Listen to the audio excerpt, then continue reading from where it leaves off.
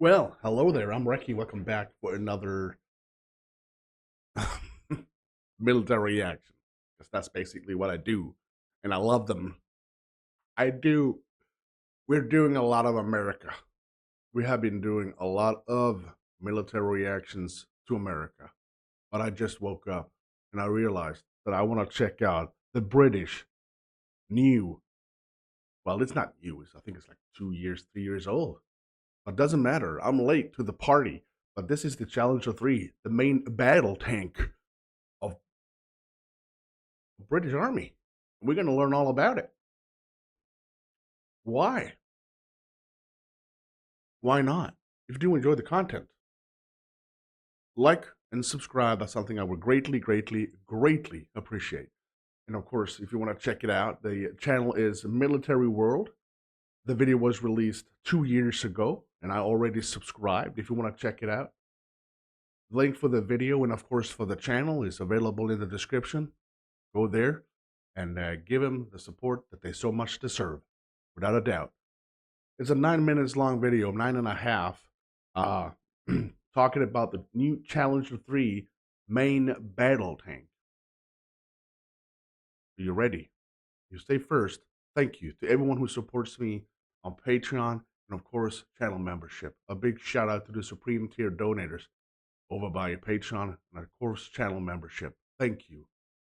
Ultimate supporters: Deja Walt, Dwayne, Dana, Troy, Robert, Matt, Barbara, Kathy, Sarah, and Terry.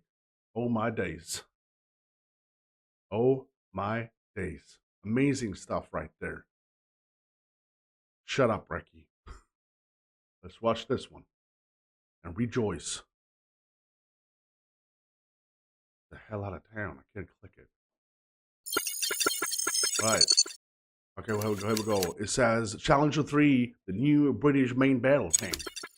An £800 million contract to upgrade the British Army's Challenger main battle tank was awarded to Rheinmetall BAE Systems Land on the 7th of May 2021, with the aim of producing the most lethal tank in Europe. The Challenger award comes shortly after the government abandoned another armored vehicle upgrade project, the ill-starred Warrior Capability Sustainment Program, in March 2021. In this video, we are going to take a closer look at the Challenger 3 and the differences compared to its predecessor, the Challenger 2. Before we get started, if you do enjoy this video and would like to see more just like it, remember to give us a like and subscribe to our channel to get more sent straight to your notifications. The Challenger 3 will be the fourth tank of this name, the first being the Second World War Cruiser Mark 8 Challenger, which was developed from the Cromwell tank chassis and armed with a QF 17-pounder gun.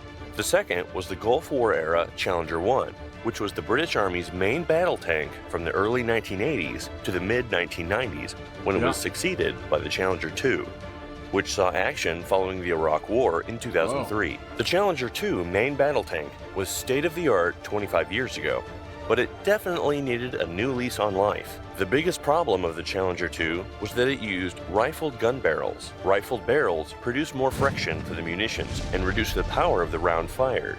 Britain was the last country in NATO to have rifled gun barrels. Now, 148 of the 227 Challenger 2s will be upgraded to Challenger 3s by 2030, and the first delivery of 18 tanks will be handed over to the military in 2027. The remaining Challenger 2s, the Challenger 3 will now have an all-new turret as well as the new L55A1 120mm smoothbore gun from Rheinmetall that will allow it to use all modern ordnance. The smoothbore gun has a longer barrel and a higher chamber pressure, so the round fired will leave the barrel with more speed.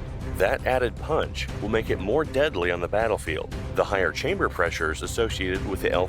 I love the way that they signed it. I know it's still a Challenger, but it looks like a freaking beast. 55A1 will allow Challenger 3 to fire newer ammunition types, such as armor-piercing discarding sabot, DM33, DM43, DM53 kinetic energy penetrator, and a DM63. The second armament consists of one coaxial 7.62mm L8A2 machine gun, which is mounted to the left of the main 7.62s, they will shred meat. armament, and a 7.62mm L37A2 machine gun that can be mounted at the commander's cupola. At each side of the front of the turret are 2 blocks of 5 66mm smoke grenade dischargers. Its all-new turret can also be fitted to the tanks of allies and global partners.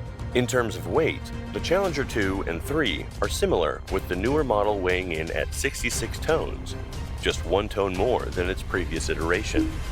Both tanks are the same size, intended for 4-man crews, the traditional setup of commander, a gunner, a loader, and a driver. One of the most obvious upgrades on display is the tank's available sighting systems. Challenger 2 only had a single thermal imager, whereas its more modern counterpart will have 2 independent new thermal imagers and fully integrated automatic target tracking, wide area search, and assisted target detection with full day and night all-weather capability. It will also have a new driver's sight with front and rear thermal imager cameras. The turret and hull incorporate second-generation Chobham armor over the frontal arc for increased battlefield survivability. The Army mentions a new modular armor, which, given that the adoption of the L55A1 gun will have required the redesign of the hull and turret ammunition stowage, it is likely that the Challenger 3's new turret comes equipped with blowout panels to redirect the blast from any ammunition explosion away from the crew. Significant also is the addition of provisions for an active protection system.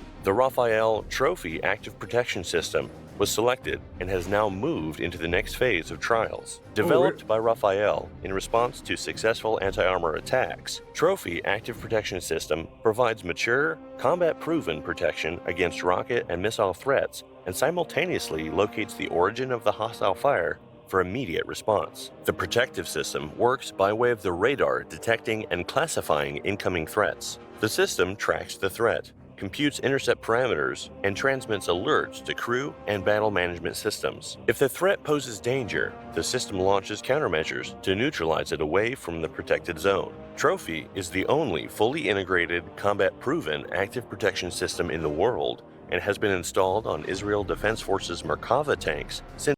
I gotta tell you, it always completely blows my mind.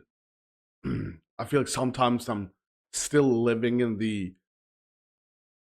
Second World War tank mind, but I can't really grasp the fact that we got tanks now that can just shoot off countermeasures. I can't believe it. And I've seen it before, but just hearing it again, it just completely blows my mind. Since 2010, and has also been installed on the Namer armored personnel carriers. It has been supplied to 4 U.S. Army Abrams main battle tank brigades and will soon be supplied to Germany for its Leopard main battle tanks. Trophy has made numerous combat interceptions with I like the Leopard. no injuries to crews or dismounted troops or damage to platforms since its first operational interception in 2011. It has accrued over 1 million operating hours, including 5,400 successful field tests, and is now under contract for serial production of over 1,800 systems. The Challenger 3 is also set to be much more mobile with the newest generation of hydrogas suspension and an upgraded CV-12-8A engine, with improved cooling and adding up to a reduced through-life cost. Not only was Challenger 2 less mobile, operating the previous generation of hydrogas suspension, but it also has a noticeably higher through-life cost, being less efficient and more expensive to run. The Ministry of Defense says the new main battle tank will have a surprising top speed of 60 miles per hour and a cruising range of over 300 miles, compared to the Challenger 2's speed limit of around 37 miles per hour 60 miles per hour and cruising range of 340 miles. One of the most lauded changes is that the Challenger 3 tank will be fully digitized, with new features improving communication and data sharing with other vehicles, intelligence, surveillance, target acquisition, and reconnaissance assets, such as drones, during future deployments. It will have generic vehicle architecture, an open system, and new digital crew stations, compared to Challenger 2's point-to-point bespoke architecture and a closed system, which can lead to integration conflicts. Deputy Chief of the General Staff, Lieutenant General Chris Tickell, said that this greater data sharing capability will allow commanders to identify the enemy and move that information seamlessly to other platforms. The Challenger 1 has rightly been called the virility symbol of the British Army. Challenger is a development of the Centurion and Chieftain line, modified to produce the Sher Iran II, originally planned for service with the Iranian forces. After the Iranian Revolution, the Sher Iran project was taken over by the British Army, and the end result was Challenger, later redesignated as Challenger 1. The main differences between Challenger 1 and its predecessor Chieftain is the engine, which is far more powerful, and the Chobham armor, which gives very high protection levels against anti-armor weapons. The Challenger 1 proved itself during Operation Desert Storm, where it recorded the longest distance kill of another tank, while the Chieftain held the line for NATO during much of the latter part of the Cold War. The Challenger 2 took over from Challenger 1 in 1998 and is an extensive redesign of the Challenger 1. While it entered the fray too late for Desert Storm, it served in the Balkans and during Operation Iraqi Freedom. To date, its service has been just as outstanding as its predecessors. In one incident during Operation Iraqi Freedom, a Challenger 2 took over 70 hits from rocket-propelled grenades. Another incident involved the tank being hit on its normally vulnerable underside with rocket-propelled grenades, and yet it still managed to drive back to base under its own power. While the press reported the latter incident as a failure, it should be noted that the tank kept its crew alive and was likely able to keep fighting. The Challenger How is that a failure? 3 is great news for the British military. Since the war in Iraq, the British Army has endured many pointed questions and lived through numerous debates about the future of its overall defense strategy. There have been cuts to personnel and failed armored vehicles, so the Challenger 3 will be a welcome addition. British strategy recently spoke of focusing more on space, cyber, and artificial intelligence. But military planners have realized the country still needs conventional armored firepower to keep up with what competitors, such as Russia, are fielding, namely the T-14 Armata main battle tank. The upgrades are planned to keep Challenger 3 in service until at least 2040, by which time a potential replacement in the shape of the Franco-German Main Ground Combat System program is planned to have reached full operational capability. What do you think of the Challenger 3? Are there any other feats of engineering you'd like to see us cover? Let us know in the comments below. If you enjoyed this video, don't forget to give us a like and subscribe to our channel to get our latest videos straight to your notifications. Thanks for watching. I gotta tell you, I know absolutely freaking nothing about the Challenger, but I kind of love the fact that they had the Challenger 1 fighting early on, and then they made Challenger 2, and now we got Challenger 3. And I love the fact that they are taking what they have and just constantly improving it and still not changing the name to it. I know very little about British Armed Forces. Got to come clean about that. So let me know if there's anything else you want me to check out when it comes to exactly what I said. Britain and whatever they got, on land, air, or sea, let me know in the comments. If you did enjoy this, don't forget to smack the like and, of course, hit that subscribe. That is something I would greatly appreciate. Until next time, I'm Recky. You stay safe.